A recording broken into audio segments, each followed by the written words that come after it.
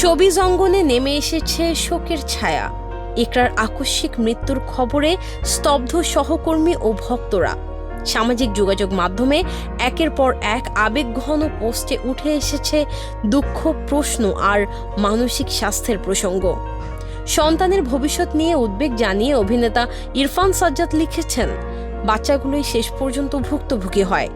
আলভি ইকরার ছেলে রিজিকের জন্য খুব খারাপ লাগছে।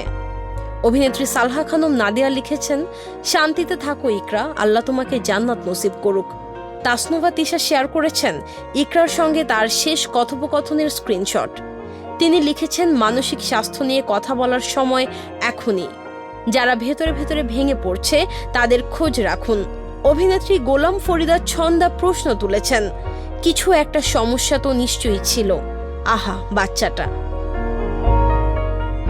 সামিরা খান মাহি লিখেছেন, যার হাত ধরো তার কষ্টের কারণ হয়েও না। পরিচালক অনন্য মামুন মনে করিয়ে দিয়েছেন, আত্মহত্যা কোনো সমাধান নয়। অভিনেতা তৌসিফ মাহবুব লিখেছেন, কিছু মানুষ এত গভীরভাবে ভালোবাসে যে ছেড়ে যাওয়ার চেয়ে মৃত্যুকেই শ্রেয় মনে করে।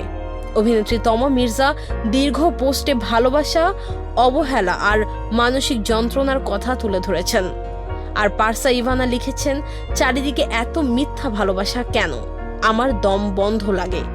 ইকরার মৃত্যু শুধু এক ব্যক্তির বিদায় নয়, এ যেন শোবিজ অঙ্গনে মানসিক স্বাস্থ্য, ভালোবাসা আর সম্পর্কের ভাঙনের এক নির্মম প্রশ্নচিহ্ন।